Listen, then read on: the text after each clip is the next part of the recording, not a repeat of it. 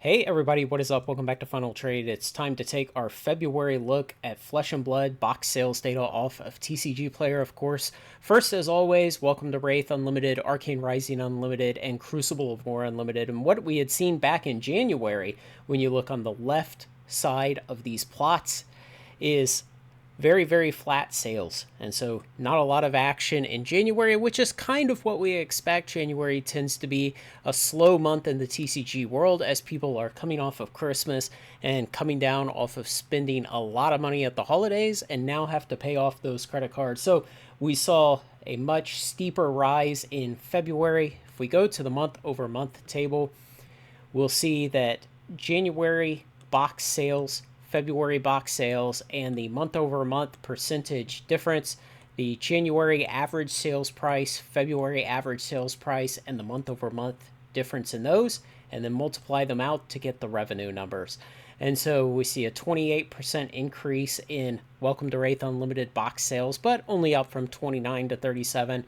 A very small increase in Arcane Rising from 20 to 26 and from 14 up to 22. And so what we had seen back in November was very high sales for Black Friday. December also very good sales since 2 days of the Black Friday weekend bled into December.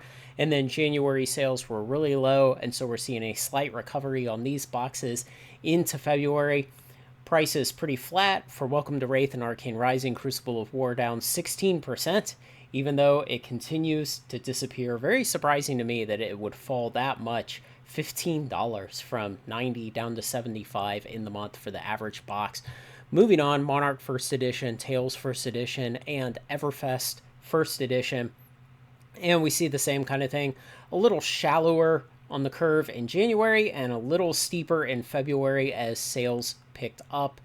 The month over month table, we're going to see a 77% increase in Monarch First Edition box sales in the month, 32% for Tales of Aria First Edition, and Everfest First Edition going from 31 boxes in January to 45 in February.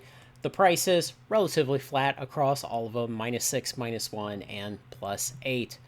Very quickly checking in on History Pack, and the same kind of thing. Shallower in January, steeper in February for the boxes sold. The month over month table shows an increase of 96%, so nearly doubling from 23 to 45 boxes in February, and the price flat at -2%. Moving into FAB 2.0, where we started to see some interesting action in the prices.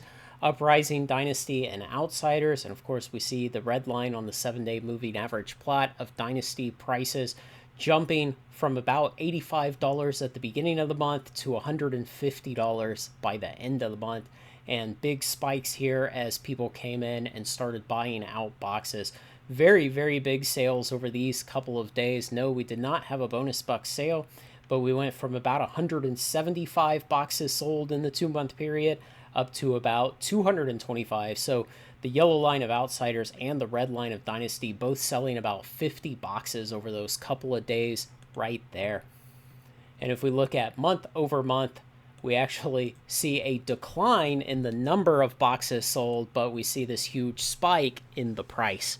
And so the market really tightening up and all of a sudden responding to it as people say, oh crap, those boxes really are going to run out one day. Yes, these are scarce collectibles that people destroy for fun, as I always say. Moving on further into FAB 2.0, Dusk Till Dawn, Bright Lights, and Heavy Hitters.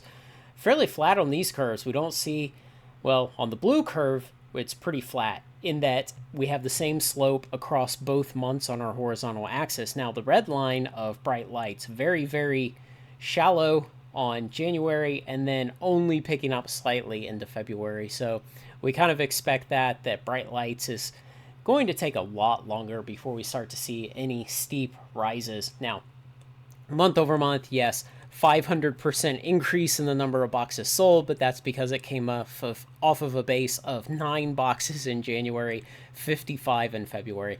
Dusk Till Dawn, here's what I'm talking about. The blue line, pretty flat, 93 to 105, only increasing 13% across February.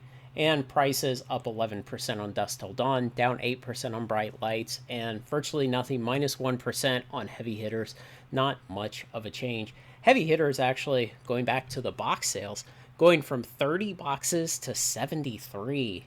Wow, that actually is impressive. I wonder if we're going to see a big uptick in heavy hitters prices come in the next 2 or 3 months with that kind of movement in boxes. And to our last three, Part the Mistveil, Rosetta, and the Hunted. And we see the big yellow line, a huge increase because we had the Hunted release at the end of January. And so we've got this very, very steep section here where the boxes become available. You can actually get them in your hands. And of course, that's going to drive a lot of sales in that time period. Pretty flat on the lines, the red line of Rosetta and the blue line of Part the Mistveil.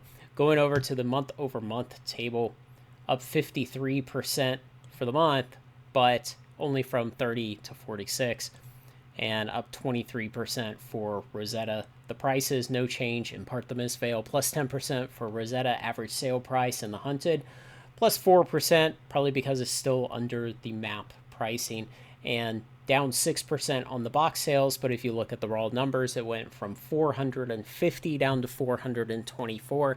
I believe the release date for that was January 29th, if my memory is correct, which it probably isn't.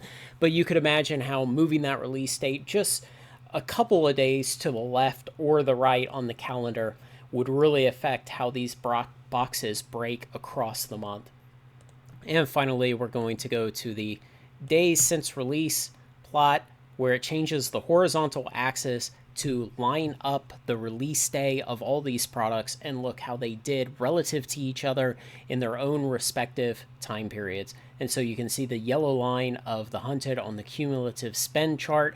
It actually pulled away from the red line of Rosetta, but it really made no ground on the blue line of Part the Mistveil. So it basically traced it. It followed it pretty well, which is good to see. I mean, it's better than it losing ground. What we would like to see is a little more consistent performance, expansion to expansion in the cumulative spend numbers. That's something we've seen across Magic set boxes and Magic play boxes for standard expansions for a long time, is very, very consistent sales on the cumulative spend chart coming out of TCG Player. So, you know, it's interesting to see the sell-through rate of some of these early boxes, what's left in the market, and how little the market is responding for things like Welcome to Wraith Unlimited and Crucible of War Unlimited. The market just doesn't seem to care that the numbers are slowly melting on those. For things like Monarch First Edition, there's still a decent bit in the market, not as much as there has been in years past, but it is very, very slowly tightening up. And it's interesting to see the FAB 2.0 products start to break out some of the early ones as the supply of those boxes really starts tightening up. You know, for a long time, people have kind of thought, well, I wonder if Flesh and Blood will ever go up in price. And, well, the reality is, like I always say again, these are scarce collectibles that people destroy for fun, and every day there are fewer and fewer of these sealed boxes in existence than there were the day before. And so, yes, of course, one day they were always destined to go up in price based simply on scarcity, assuming that Flesh and Blood made it and hung around. And, well, here we are, 15-something expansions, 5 years, and the team over there at Legend Story Studios just becomes better and better at what they do.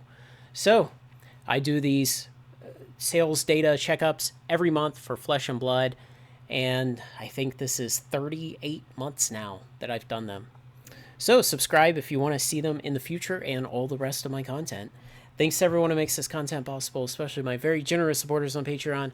Like, comment, share, and subscribe, and join me on Funnel Trade.